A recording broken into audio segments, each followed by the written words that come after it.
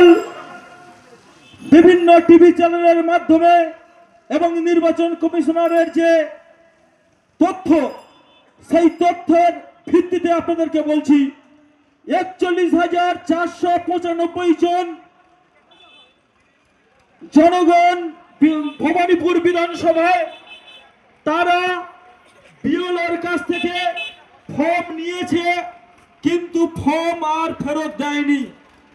তাহলে আমরা ভারতীয় জনতা পার্টির কার্যকর্তারা প্রশ্ন করতে চাই, মমতা ব্যানার্জিকে প্রশ্ন করতে চাই, ভবানীপুরে 2021 সালে আপনার প্রার্থী কত হাজার ভোটে জিতেছিল?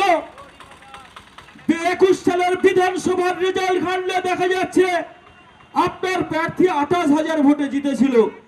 তাহলে 40,000 41,000 ভোটার যদি এমনিতেই উদাও হয়ে যায়, বেনজল যদি একবার চলে যায়, তাহলে আপনার অবস্থা কি হবে? 21 সালে